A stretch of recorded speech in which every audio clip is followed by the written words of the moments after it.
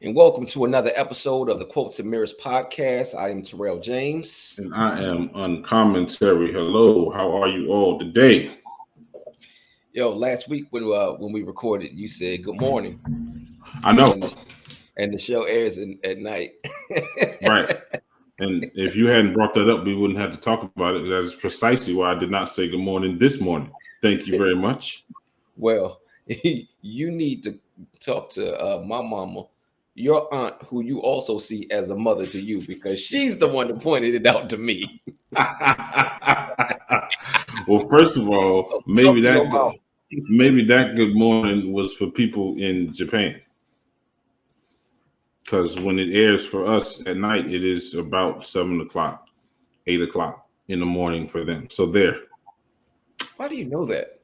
Because I lived in Korea for a year. Touche. Got you. All right. All right. So this week's quote is by a man by the name of Cesar A. Cruz, and it is art should comfort the disturbed and disturb the comfortable. When I first Archie. came across this quote, I got super excited. I was like, I absolutely love this because as an artist, as a creator, I've always loved going against the grain and doing things that may be a little uncomfortable to people. Um, but I understand the importance of doing that. I understand the importance of shock treatment. I understand the importance of even shock jocks. I understand that they go a little too far, but Hmm. sometimes it's about making sure that everything ain't comfortable for everybody. If Making everybody's walking sure. around, yeah, yeah, Okay. because you don't being sometimes being comfortable leads to complacency. Okay. I see that. So you got to move away from that place. So now I'll say this. I look at this in a couple different ways. This particular quote, I look at this in a couple different ways. And actually, I broke it down into two parts. So I'll tell you what, let's talk about the first part first, and then we'll move on to the second part. But art should comfort the disturbed. So art, the thing is like creators, innovators. Oftentimes you run into creators. And when I say creators, I mean writers, artists, musicians, actors, anything that is considered art, anything Hmm. that you do where you express yourself. Um, it's that's what I consider art. So oftentimes people create from a place of pain. Hmm. That's why you hear the term genius and crazy, you know, Yeah. often, because that genius is able to take that crazy part of their life and make it look glamorous. Understood. I agree that there's got to be a little bit of a touch of insanity because logic will create a boundary that you won't go beyond if that is all you're made up of. Exactly. Like I said, that makes perfect sense. Put it that way. Yeah, absolutely. So, and when you create from that place of pain, you're creating from a place of discomfort. Hmm. But when you create from that pain of discomfort, the person it resonates with the person who could be dealing with something that is similar to what it is that you're dealing with. Hmm. So it's comforting. It's very comforting to that person to know there's somebody else out here who's dealing with what I'm dealing with. Because this person has made it to this level, it seems as if there's a certain level of success. So now I see you and I hear that you were going through certain things, but you have still been able to become successful in the midst of the things that you have gone through. That gives me hope. That gives me comfort in knowing that maybe I can get through this too. Mm. Okay. So that's addressing the art should comfort the disturbed. Right. Uh-huh. Yep. Okay. So interesting. I'm just thinking about how this is embodied in one individual, right? So if you're making the art and you're giving the comfort, to the individual to let them know they're not the only one dealing with the situation. But at the same time, art should disturb the comfortable. So the duality effect is this also should this is also speaking about it being simultaneous, maybe just not within the same person. You understand Yeah, what I'm asking? yeah, because Okay. it definitely can. The same song could make somebody. You know what? I tell you what.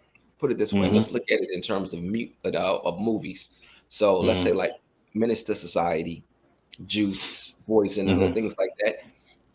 It resonates with people, with those of us who have either grew up in the streets, were had some time in the streets, or knew Mm-hmm. somebody or was connected to somebody that was in the streets. It resonates differently with that person than it does with somebody who has had absolutely no connection at all to the streets. Mm-hmm. So we're able to look at Minister Society and Boys in the Hood and say these are classics to us. Right. They mean like the world to us. Those are our gems. To somebody who has never experienced that, it's a little uncomfortable, Right. you know.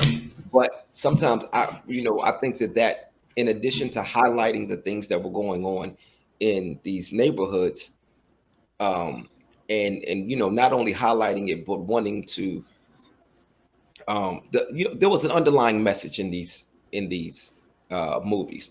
To the people Okay. who are uncomfortable, Mm-hmm. they may look at these movies and say it's just violence. Mm-hmm.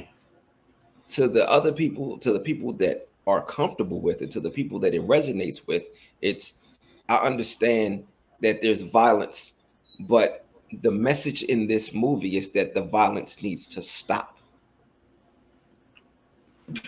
Okay.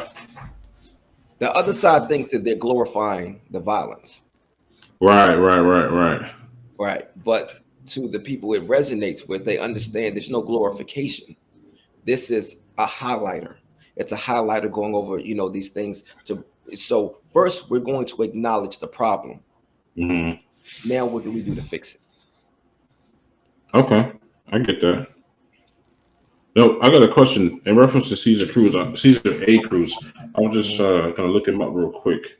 Um, was who was he? Was he an artist in the way of like paint or I don't know. literature or I'm okay? not sure because when I started looking up Cesar A. Cruz, um, I was spelling his name wrong, and it took me to another Cesar A. Cruz, and I got all information on this guy.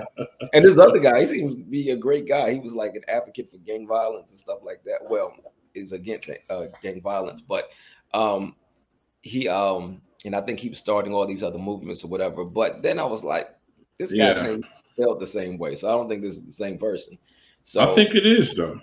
it is. Yeah, I'm just looking it up real quick, and I think it Mhm. is. He's an advocate against gang violence. Actually he's a dean at Harvard. All right, Right. Yeah. nicely done, sir. Nicely done.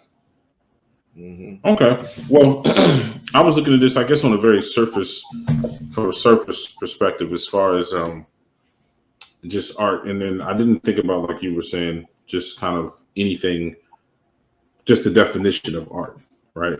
Because I guess, truth be told, it is pretty much any expression, regardless of what lane it is, whether it's going to be music, movies, comedy, fashion, Hmm. actual art, as in Art. painting. You know Right. what I mean? Something like that.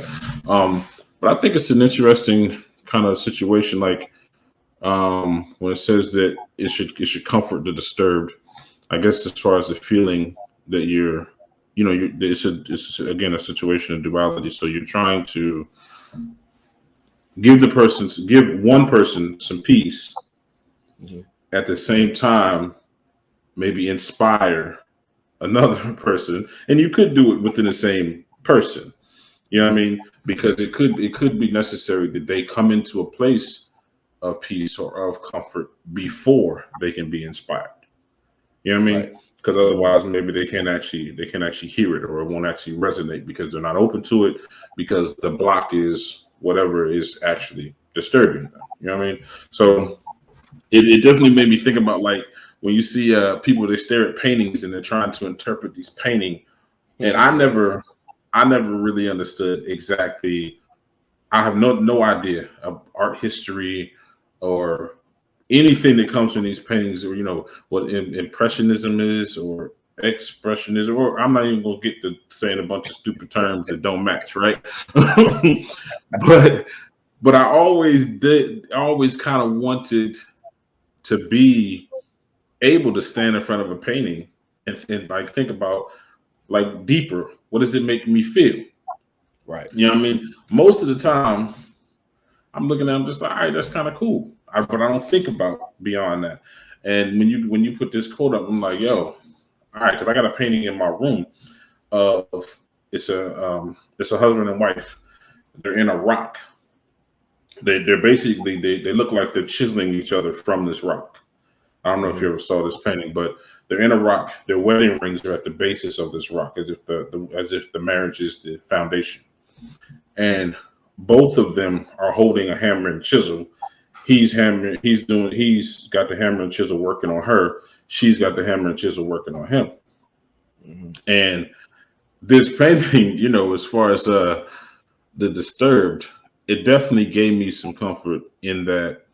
Okay, this is what marriage is supposed to be. We're supposed to be fully aware and fully transparent of the fact that I need work done, and that work, that I need to be worked on, and that she needs to be worked on, and that we need to be doing it together. You know what I Right. mean? At the Hmm. same time, building each other up, and it does both things. Like I said, um, I'm comforted because I'm like, man, in the beginning of the marriage, well, I don't know, because your marriage is kind of different. So, seem like maybe I ain't go through the same things, but for us, it was in the beginning. It was crazy rocky, and I was mad disturbed. But that painting gave me that comfort. You Right. know what I Mhm. mean? And then also, as we continue to grow, I keep it in my room so that I can look up at it, and it kind of reminds me that the work is not done. You know what Hmm. I mean? So, Yeah. but like I said, I kind of looked at it from a very surface kind of level at first, and now I really dig it. But also, I guess as far as art is concerned, um, I don't know. I still feel like I got to explore more, beyond just a painting, just actual art. You know what I Right. mean? But I think that So you can look at other art in the same fashion that you look at a painting, and okay. even and actually even with that painting, I think that the problem with people, with a lot of people, when they don't understand art, Mm, and I mean whatever it is, not just with paintings, but just across the board. I think mm, part of the reason is they start to dissect it, they start to look at one part, or they may look at another part, when art is meant to be viewed in totality. You can't listen to a song mm, and hear the third verse and understand the song. If the song is telling a story, you can't listen mm, to the third verse and understand the story if you haven't heard the first and second. So going back to that painting that you said that you were talking about that you have in your room, mm, if you look at one part, if you were to focus on just the part of the man chiseling, with the, and he's, what did you say he was chiseling his wife? He's like, yeah. So they both have a hammer and chisel, okay, working on each other. okay. So if you only look at the man, then what it looks like is that only the man is putting in the work. Hmm. And that's oftentimes what people do. That's where the discomfort comes in sometimes, because I'm only looking at this one part of this painting, one part of the Hmm. art. So what that means is all you see is this man trying to make this woman better. Hmm. And now we have these feelings and thoughts and stuff like that that just start to come in. Okay, so why did this person make this piece of art where only this man is making this woman better? What is it about Hmm. her that's lacking? Why does it make it seem as if he's so much better? But if you Hmm. pull back and you look at this picture in totality, you see that she's doing the same for him. You see that the wedding ring is the basis, is the foundation for their marriage, and just well, for their foundation. That the wedding ring is the foundation, the Hmm. marriage is the foundation, and together they are creating something that is amazing. But that's the problem. People don't look at art in totality. Mm-hmm. And the comfort comes in when you look at it in totality, going back to the movies. If you only highlight and look at the violence that occurred in those movies, then you miss the point. And then you also miss the comfort. Mm-hmm. Yeah, it sucks that Cain died at the end of Menace to Society. It sucks Spoiler. that what'd you say? Spoiler. Right, spoiler alert, yeah. But if you ain't seen Menace to Society by now, Right, exactly.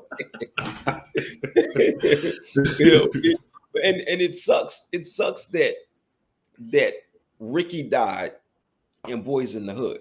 mm-hmm. But if that's all you see is that scene where Ricky is getting shot, Right. you miss the part where Trey is upset and he gets the gun and he's about to ride out with Doughboy, and on their way to go find his killers, he decides, yo, I need to get out the car. Mm-hmm. Yo, pull over, let me out. And he makes that decision for his life. Mm-hmm. You know, you miss the part where Doughboy continues to be in the game, but then at the very end, when they talk about how Doughboy ends up getting killed as well. Yeah. Like you miss those things that there are. That movie is not about violence. That movie is about change. Mm-hmm. Same thing with Menace to Society, but um, it gives and when you look at it in terms of it being about change, it's comforting. Mm-hmm. It is comforting because you have a man that wrote this movie and you have a bunch of actors that decided to act in this movie and producers and whomever, whatever. So now what it looks like is there's this whole village of people who are trying to inspire change, and that's Mm-hmm. comfortable. Right. Right. Definitely comforting. Now I Mhm. got a question. I'm curious because it says art should comfort the disturbed. So this is this saying that essentially until you've done this, until you either, you know, you've comforted disturbed or you disturbed the comfortable, that at that point or until that point you haven't actually created art. No, no, that's not saying that at all. The moment that you decide to create, you've created art. Okay. It's going to So resonate with somebody at some level, even if it just resonates with you. Just simply because you created something, you became a creator. You mhm. became an artist, and you can't be an artist without creating art. Well, I guess that's fairly obvious, right? but I'm just like and I guess this is, it's going to be a matter of opinion, because everybody has one, right? So Mhm, I don't know, I guess when I'm listening to, like, for instance, music that doesn't appeal to me, like mhm. now it makes me think, I guess I don't want to discount that it's not being art. You know what I mean? Right. Like it definitely elevates my respect for the effort and for a finished product, regardless of whether or not it's something that appeals, to me. Mhm. Because I'm real good at discounting what don't appeal to me. You know what I Right. mean? So it Yeah. definitely yeah, and it makes me think now, like when you were just talking about with the movie, I'm like, man, there's probably a bunch of stuff that I'm missing out on because I'm not inclined to listen to country music, or maybe because um, like actual art. Like I've never been to an art gallery, not on purpose. You know what I Right. mean? If I have ever been in an art gallery, somebody's gonna have to tell me when that happened because I'm not aware. You know what I mean? Because somebody's gonna have to be like, "Yo, you remember when we was in the art gallery? Oh, okay, cool." Because you say so. You know what I mean? But it makes me think, like, man, now I'm on like, we right here in DC right here. Like when I go down to Smithsonian, it makes me want to go and look at things The art just gallery is different. down there. Yeah, I There's an art know. gallery. And Yeah. Mhm. and actually, I think I have. I think I have been to that, but it was such a, in reference to that space, I'm fairly elementary as far as the interpretation of art. It's gonna be all jokes. You know what I mean? But you It's know what gonna though? be But that's fine because uh that's how it resonates with you. See, the thing is, what I've learned about art, well, paintings, Mm-hmm. the artist in so many instances intends on it to be a certain way, right? And it's Mm-hmm. actually this is the same with music and other things too, but it doesn't always resonate with everybody the same way. So the artist may have designed something. I'll tell you what, let's take the painting that you have. Mm-hmm. That artist may have created that out of a place of pain. He could Mm-hmm. have been a broken, or she could have been a broken person Mm-hmm. and felt, I need to be fixed. And I happen to be in a relationship with somebody, or I happen to meet somebody who needed to be fixed. Mm-hmm. So what we're doing is we're fixing each other. And in fixing each other, it led to us being able to be married. Mm-hmm. To you, it may not mean that. To you, it may mean, well, we got married. Mm-hmm. We have, this is our foundation. And what we're doing, the chiseling that we're doing, is not necessarily because anybody needed to be fixed. It's just in making sure that we never break.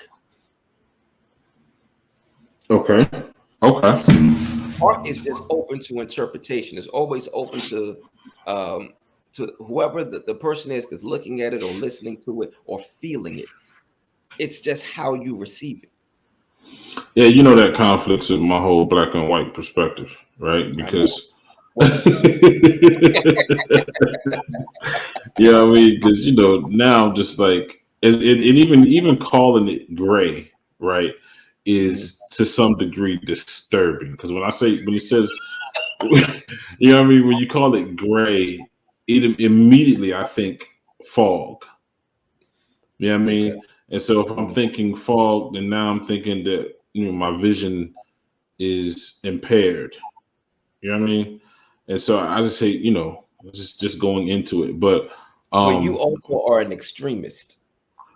yeah, I am that as well. And So, it's not a good thing. Um, you right. know, Because because you just skipped over everything else in the world that's gray and just went straight to fog. No, well, I I can't. mean, yeah, right. But that obviously was, in order to enable my point, right? But Right. but I'm just saying, with it being art being open to interpretation, I'm just like, it makes me cringe because I just feel like, there was a purpose for it.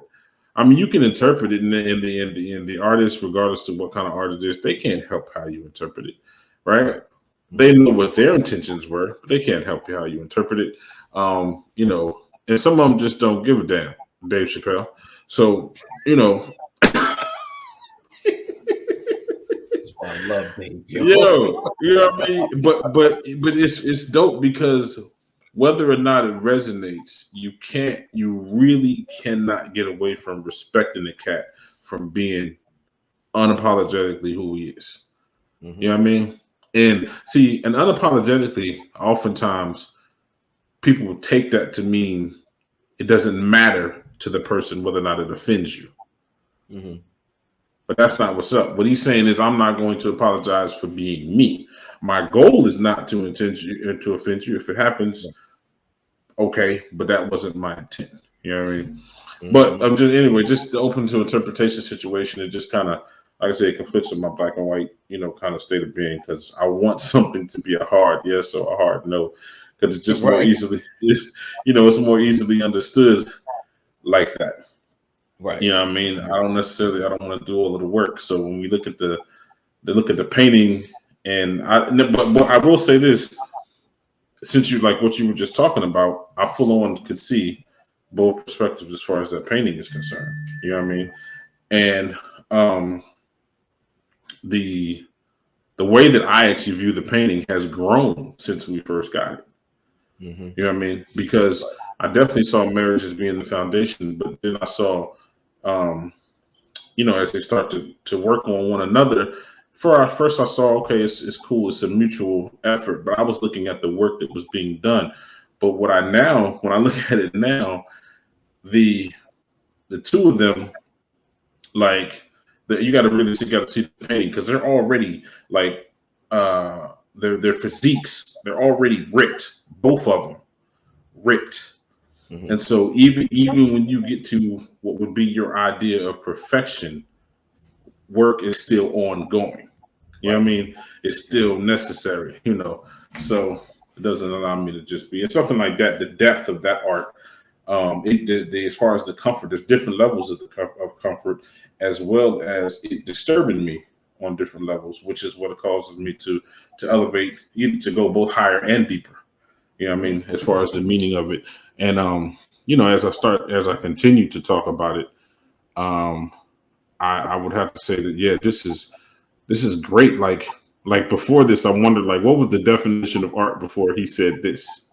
You know what I mean? Right. Like what did people believe it to be before it said? And I can't even think of how to reword this, like or Hmm. what this was, what this came from. But Right. it's it's absolutely perfect, and it's very important, Hmm. you know, for it to disturb or disrupt.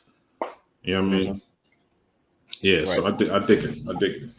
Yeah, yeah, and it's you know what, I think that it's also a comfort in, like, even going back to that painting, there's comfort in knowing that there's more work that needs to be done, Hmm. because when you reach a level of perfection, or you reach a level of a master or something, there's nothing else left to learn.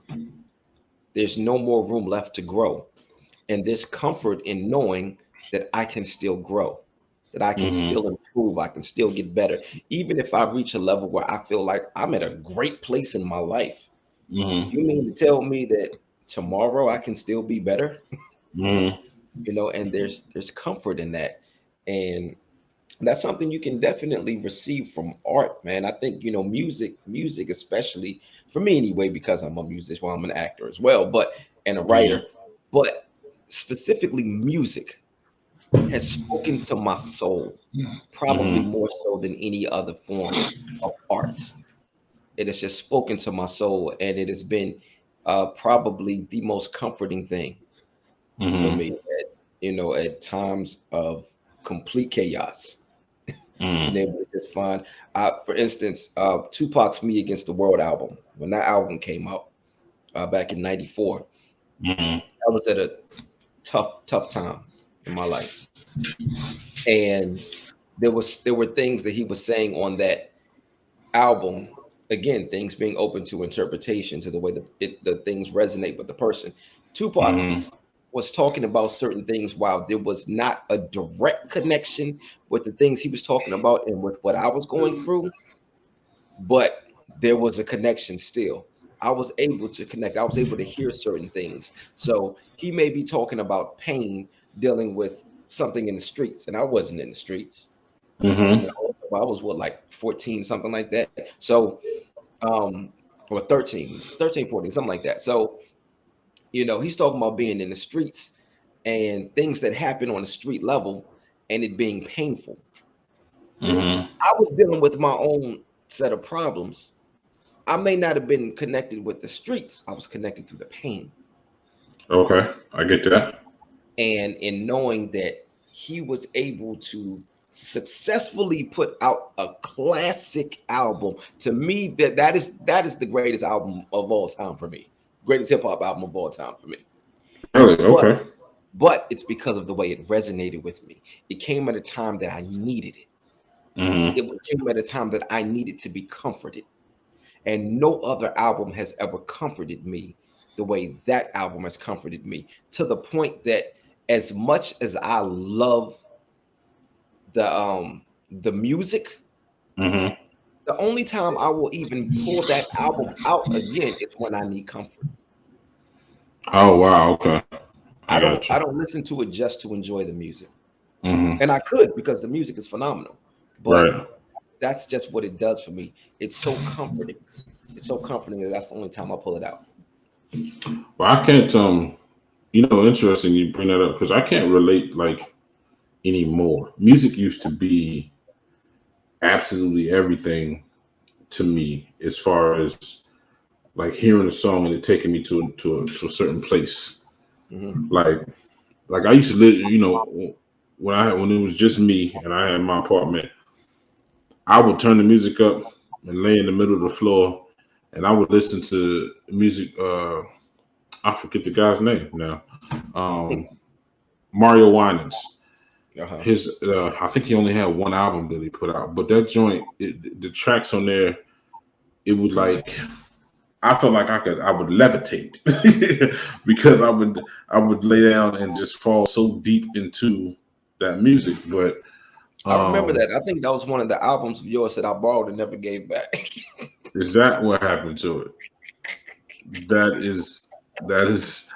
I believe I am both disturbed and uncomfortable right now, and there's no art at all.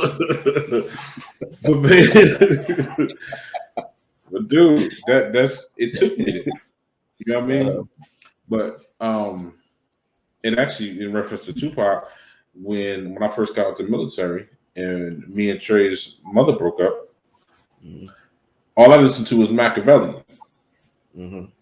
right? And I wasn't necessarily, I'll be honest, I wasn't really angry, but I just Until I Bomb First came on. well the Or thing until was Hail Mary came on. but it was the album to me the album was very aggressive. Uh-huh. And I'm not a very aggressive like person. I don't think anyway. So that allowed me to kind of explore that part of me. You know what I'm saying? Right. Mhm. But now I don't know, things just don't resonate the same way right now, the way that they used to. But now I guess the art that means the most to me, the art that seems to be the most is just within myself. You know what I mean? How I'm affected by what I'm doing. You know what I Right. mean? Um, but I don't know that that necessarily would be, I can't call it art, but I don't know. I like this because it definitely makes me view things, listen to things differently. Mhm. Um, because it is, everything like you said, just whatever the expression, it is art. But now I'm kind of like listening, like, how does this comfort me? Or is it disturbing to me? And disturb, by the way, disturb is, I think, can have a negative connotation, but disturb simply means to disrupt, to cause change to a natural routine of things. And so Mhm. that's why I say it could full on inspire. You know what I Mhm. mean? Yeah. Definitely inspire thought, definitely inspire resolution. It could just inspire growth, just everything, because it just kind of shakes you. You know what I Right. mean? To wake you up Mhm. and say, "Whoa, hold on a second, I never thought about it like that," which makes me think about something else I never thought about. You know what I mean? And then you can build on it. So, um, yeah, like I love it. I love these. Anytime we do this show, the quotes that come across, um, I just dig that they absolutely open my mind up to a new perspective, and it may be something that I have understood before, but I never heard it put this way. Right. Yeah, I mean, and the way that it's worded, first of all, it's actually pretty easy to remember, right? Mhm. Because it kind of has a forward and backward kind of flow to it. You know what I'm saying? Yeah. So, but I just dig that it makes me, I don't know. That's why I love this show. That's why I love this show because it makes me dig deeper and see, like, man, all right, I do appreciate these words. I do appreciate this quote. It just really makes me look at things different, thinking, how am I comforted or how am I being disturbed? It's pretty Mhm. dope. Yeah. Yeah. Yeah. So I'll tell you what. So let's look at the other side of this now. Okay. And actually, that was a perfect segue because you were talking about how the word disturb, even though it normally has a negative connotation, it doesn't necessarily have to mean something negative. It could just mean to disrupt, and even disrupt has a negative connotation, but it doesn't True. have to True. have it doesn't have to have a negative connotation. Um, uh, it could be you could replace that with change. Okay. You could Ah, replace right, that right, right, with expand. right, right. I got you. Growth, things like that. So now I do think that sometimes you have to make things a little uncomfortable in order to grow and to expand.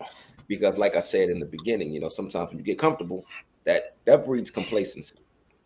You're sitting there being complacent, and now you feel there's no need to grow. What are you gonna say? All right, now just real quick. So, in reference to that breeding complacency, what is the difference between complacency and contentment, or content? Yeah, contentment. Complacency to me means there is room for growth, but I'm just gonna go ahead and stay here. Contentment means there is the opportunity for growth, but not necessarily the need for it. Yeah, opportunity for growth, understanding for. Okay, so all right, so contentment is I'm happy where I am. Complacency is I'm not sad enough to move. There you go. Okay, okay, There you go. got you, got you. Uh, All right. Go ahead. I'm sorry. but I think that I think in some cases we want to lean more towards that negative connotation. Mm, Maybe I don't want to say negative, but a disturbing way of putting across your art. Because there are some people that go and they involve themselves in things that they really shouldn't involve themselves in. Meaning oh, okay. humans are very, very egotistical. And if you don't create art in a way that I feel as though you should create it, then I hate it. And I'm going to say whatever it is, say all these negative things about it, going to try to destroy your art form. It ain't for you. See, the thing is this art. So, art, let me see, how can I put this? Hold on a second. The statement that you just made, are you proclaiming or are you personifying? Which, The statement you which, just made, it got to be this certain way or I don't like it. Were you proclaiming that that's the way you feel or oh, are no, you, no, no. you personifying arrogance? Yes, yes, Uh, exactly. Personifying arrogance and just the way people view things, the way people view art. okay, What got you. see, everybody isn't going to look at it and call it art. For instance, True. rap music. A lot of people they look at that. That's not art. That's trash. Well, it is art, And it regardless of runs how to you work. feel about it. It's Right. still art. It just Gotcha. doesn't resonate with you. But what happens is, so let's say, all right, so art resonates with the people who want to understand it. Mm-hmm. It um okay, put it this way. Art speaks the same language as the people who understand it. Art speaks a familiar language to people who want to understand it, and it speaks a foreign language to people who don't want to understand it. The problem comes in when the people who don't want to understand art keep finding themselves in this particular art gallery. And it's like sitting in an art gallery with the lights off. What are you here for? What are you here for? You can't understand or see anything that's going on here. This isn't for you. Leave. What are you here for? So since you want to be here, oh, you want to be disruptive. You feel Mm-hmm. comfortable in your your egotistical views. You feel so comfortable in that you feel as though you can trot yourself on over here into my Mm-hmm. lane and tell me how things are supposed to be, or that this probably like that this doesn't even that this shouldn't even exist. All the people saying Mm-hmm. that rap music shouldn't exist. So no, you this shouldn't be rap. What? This is art. You can't tell me that this form of art shouldn't exist. But this isn't for you. You are in an art gallery with the lights out right now. You're not paying attention to the art. You Mm-hmm. are not paying attention to that. You don't belong here. So since that's how you feel, cool. I'm gonna go ahead and be disruptive. I'm gonna make you a little too comfortable in my lane. Let me make this uncomfortable for you. Ah, okay. That's I got one you. of the ways that I view being disruptive or disturbing the comfortable. That sounds Because like Kanye. I think that that's what he does too. Yeah, it sounds like Kanye. I mean, Yeah. because he doesn't have to be nearly as disruptive or disturbing as he is, and he could still be successful. I feel, Mhm. you Yeah, know. because he has the gift to do it. Yeah, yeah. but I also think that I don't know. I think part of his success comes from how disruptive he is, though. I don't Well, think yeah, I mean, because people, as much as people don't necessarily, they're not going to call forward a rebel unless they already have an adjacent goal, right? But Mhm. a lot of times when he shows up, like people enjoy, they're entertained by that. They're and for some are actually informed by it. But like like when Tyson bit Holyfield's ear, Mhm. nobody would have like been like nobody's chanting bite his ear, but when it happened, it's probably one of the most viewed things on YouTube or whatever. You know what I mean? Right. Because people they buy into it. You know what I'm saying? So um yeah, I think it has a great deal to do with his success, but um I'm just saying that I understand what you're saying. I have a point of reference to what you're saying as far as deciding to be disruptive or disturbing. Mhm. You know what I mean? Yeah, yeah. I think a lot of people, man, they're so they just want things to be a certain way, Mhm. and they feel as though it should be that certain way across the board. Yo, it's 7.5 billion people in the world. Everybody ain't gonna think like you, fool. Yeah, this is true. This is true. I So, mean, and honestly, I don't want to live in that world where everybody thinks the same, because then there is no reason for words like innovator, creator, surprise, amazing, spectacular. There's no need for any of these words if I everybody thinks agree. There's no need for art. everybody. Exactly.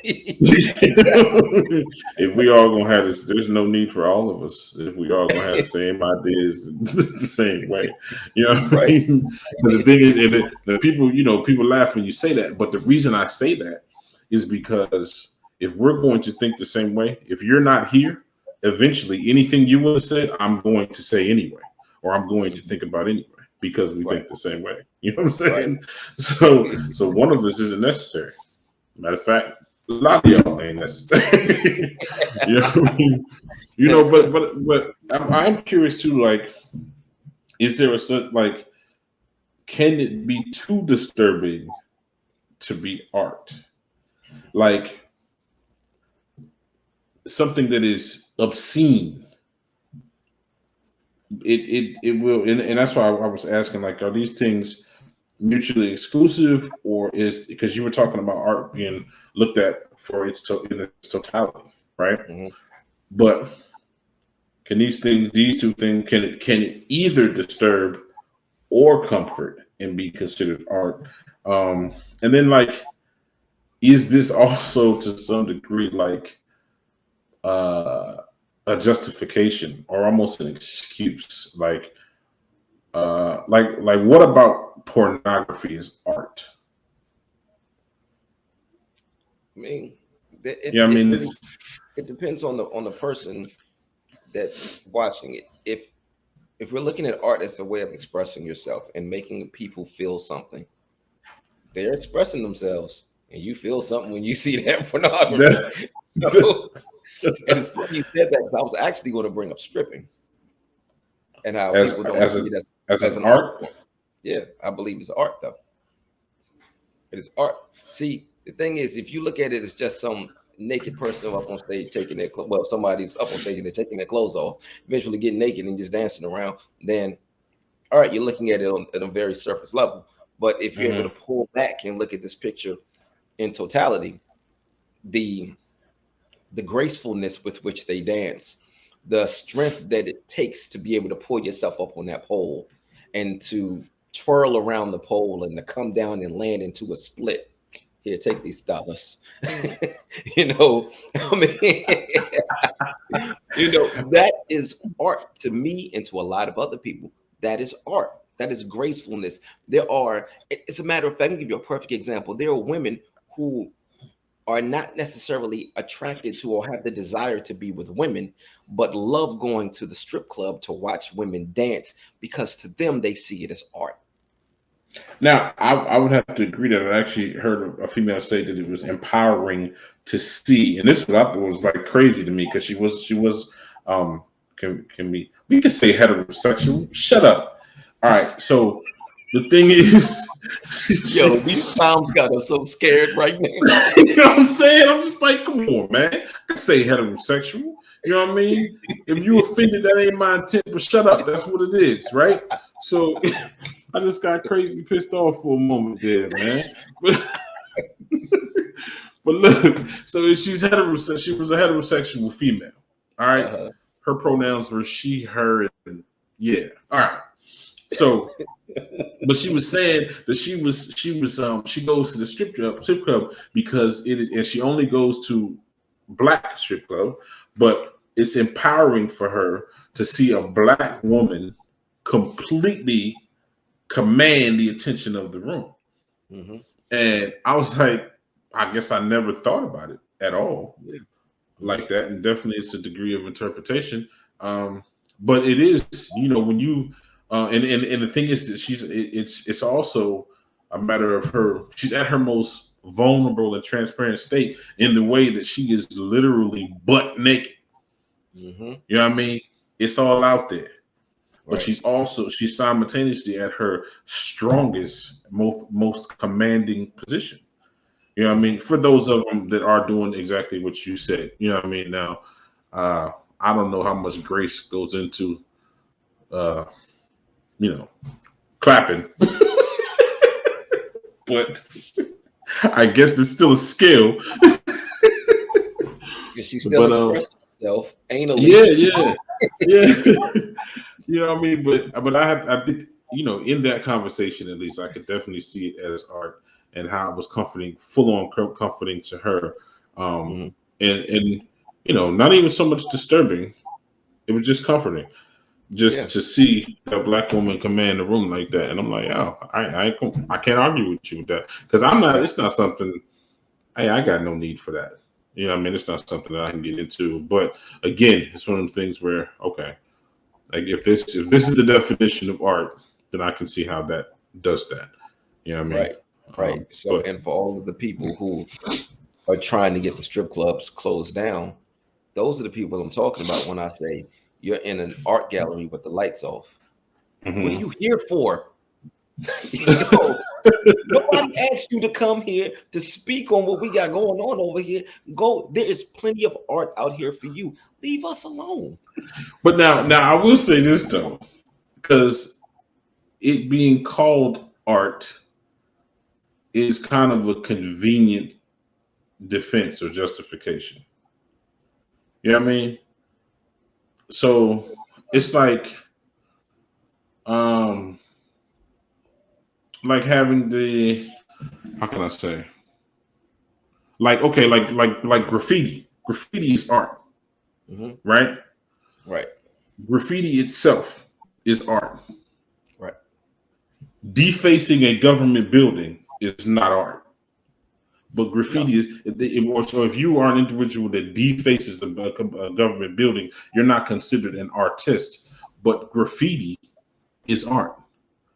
Yeah, but that right there, that goes back to what I was saying before about picking out one part of the art and just looking, focusing on that. If you only focus on the part of them defacing the government building, then that's what it is. They deface that government building. If you pull back and you look at this picture in totality, then you see the art, and so it could have been, put it this way, there could have been and this is where you make people uncomfortable.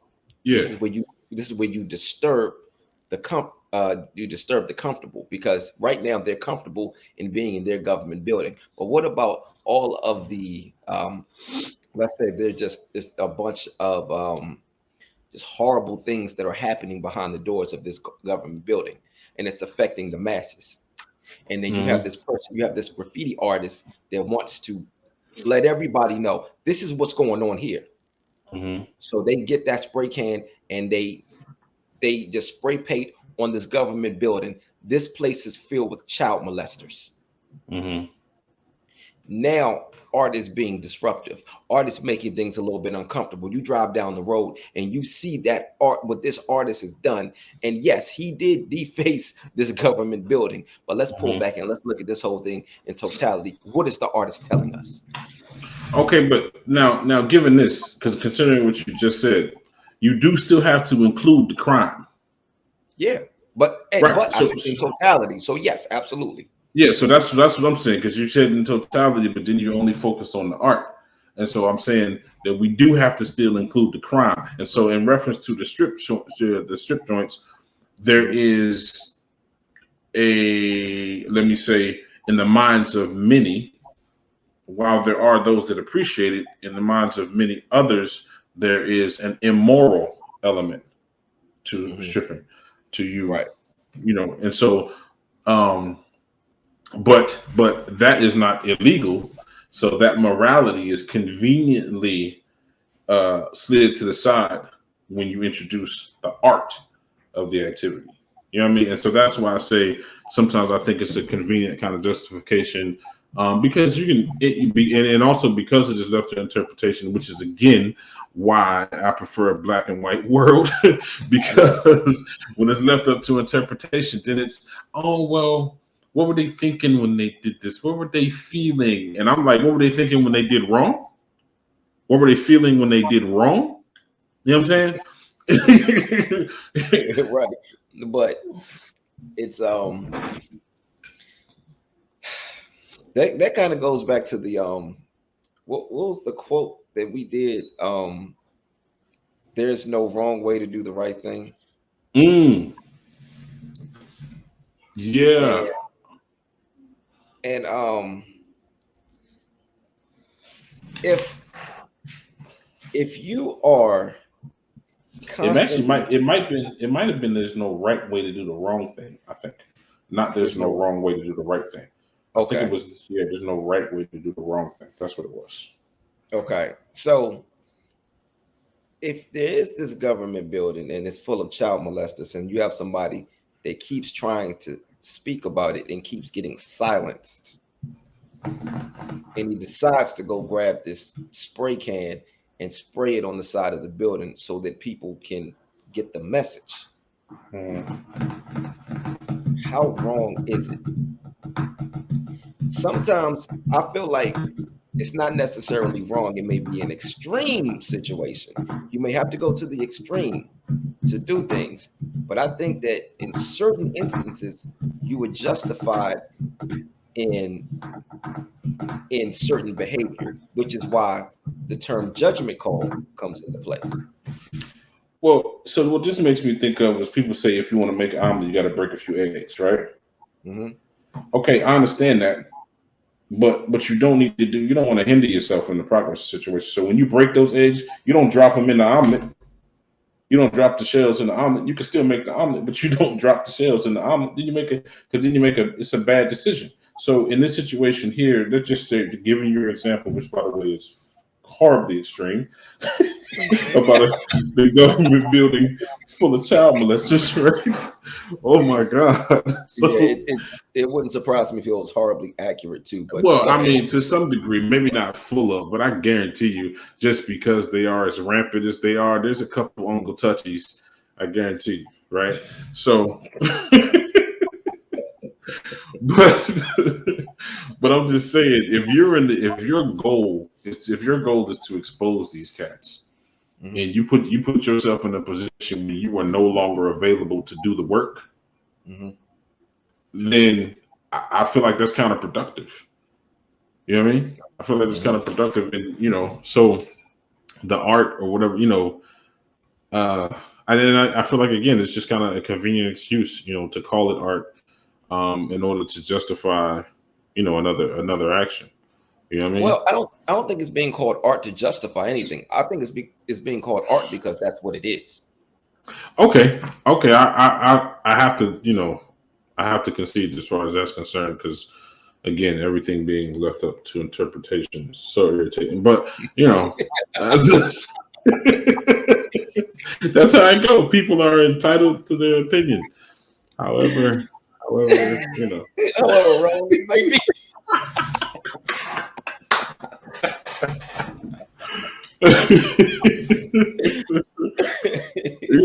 That's just how it go. But I just just with this definition of I think it's refreshing to have a definition of art, and it definitely opens your eyes up to identify, well, for me to open to identify more things as art than what I would have previously. You know what I mean? Because I wouldn't give it the respect. But I agree with this here. I enjoy the disturb and the comfort, aspects of it. So so I have to, I'll just concede on this. Now, I think that there's another way to look at it, disturbing the comfortable. And this is the part where it doesn't have a negative connotation. Let's say that you have some artists in whatever genre of music, film, painting, whatever it is, that are exceptional at what they do. They're great, but they have reached a level of complacency. Okay. And they're just kind of sitting around, just doing nothing with this incredible gift that they have. And somebody comes along and creates something amazing. To that artist, with a lot of artists, we get inspired by another artist's greatness. Okay. So we see you accomplish something. So now I'm getting a little uncomfortable with where I am because you just raised the bar. Yeah. Yeah. Is raised the bar. So I now have to step my game up. I have to do because of the place that I am now is very, very uncomfortable. So that I guess in that instance we could replace the word disturb with inspire. Yeah. Yeah. I have to say so, and I appreciate that. Specifically like in my house, my wife, she just got a new gig, and she creeping up on my salary. And I'm like, oh, wait a minute. Now, I'm not saying that my wife can't make more money than me. All right. But what I am saying is that I'm disturbed. But I'm like, wait a second. Yeah. I'm like in a second. Wait a second, because so we, it's a mutual challenge. You know what I mean? Right. So I might get a little comfortable until she started, like, what she did, the jump she just made, she creeped right up on me. And I'm like, wait a minute, hold on, I need to put some distance between. But it just says to me that I'm not doing everything I can be doing, because, and this is how crazy it is. I'm sitting and I'm chilling, doing what I got to do, but then, like, I got my head down earning my money. Then when she creeps up and now she's, running up on earning the same thing, that's when I'm looking and see, hold on, I could be up there. You know what I'm saying? Yeah. But a lot of times it takes that. When truth be told, you should always be looking, to see how much further you can go with it. But that's it's weird because I'm content until she shows up, and then now I feel complacent. You know what I mean? And then I'm like, all right, I gotta move. But yeah, but I like to say disturbed versus inspired or change, or I think disturbed is more of a motivator, because a call for action. It is. Yeah, absolutely. So I dig that, and that's why I was saying earlier, like, the way that it's worded makes it a bit more impactful. You know what I mean? It resonates greater for him to say, disturbs. That's, I think I definitely like it better like that. I'm gonna have to figure out how to use that. I'm going to use the word disturb no less than 5 times today once we get off. You know what? Going back to the example that you used of your wife creeping up on your salary, that's something else that goes back to an interpretation thing in the way you interpret art. So, two different people can look at the same thing and see 2 completely different things. Right. Your interpretation, and which is why I don't do the gray area, and I'm not with the whole black and white thing. See, for you, it is I know you. So when you say my wife is creeping up on my salary, I know for you it ain't a competition thing. I know it ain't, I ain't about to let her make more money than me. I'm the man. I'm supposed to make more money, and I got to keep her beneath me. I know, but other people are going to look at it like that. because that's their interpretation. That's what it is for them. But Right, I know right. you, and I know better that I know that that ain't what it is. But Yeah. again, that's somebody looking at your art right now, Right, right, your right. art meaning your marriage, and seeing one person seeing it one way and another person seeing something else. The other thing that I have realized about art, which is why it has to be a gray area and not a black and white thing, is we receive things based off of the way we have lived, based off of our experiences. Okay. So, for instance, my Achilles, I ruptured my Achilles. If I was to walk up behind you and pluck you in the back of your Achilles, you're gonna turn around. What are you doing, fool? For me, if somebody plucks me in the back of my Achilles, I immediately will lift my leg. And this has happened. Somebody playing around, probably I think my son did it, hit me in the back of my Achilles. I picked my foot up and was just stuck for a second, like trying to figure out, okay, I can't put my foot back down. I just, based off of my experience, I Oh, had a okay. Gotcha. completely Right, different reaction based off of what I went through. right, right, right. I got you.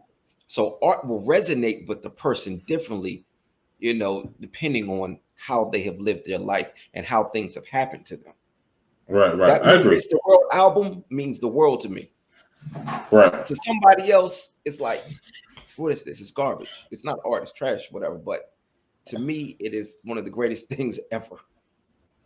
well, like I said, I think this is a super dope definition of it because and I think that it is all encompassing as far as the definition because I struggle to think how I would have defined art prior to this right now. Mhm. Yeah, I mean, Right. for now, you can. I mean, yeah, I struggle to figure out how I would have actually defined it because it is just it's a small word, but it's a huge area, huge space. Yeah. You know what I mean? So Mhm. yeah, I think you did well on this one, sir. I think I did an amazing job, but that's just my interpretation. I'm comfortable with that. I'm comfortable with That will not disturb how you feel. that. Well, I'm looking at the time and I'm thinking that at this point, we definitely need to close out this quote and introduce the next. All right. By the way, I apologize to everybody who saw last week's show, and I forgot to put this quote out there and let us know that this was the upcoming quote. Hopefully, it doesn't happen again, but if it does, I'm sorry ahead of time. So I Yeah, apologize. it'll happen again. We're all learning. You know what I mean? That's all. So, as a matter of fact, thinking about you not having done it last week is the only thing that reminded me to do it this week. But this week, and this is just in reference to the quote from next week. As I was thinking about what that quote would be, I think a lot about we following last week's show. As far as your strongest thought, my strongest thought has been peace and security for my family and how I'm actually going to achieve that. And so it is a homegrown quote.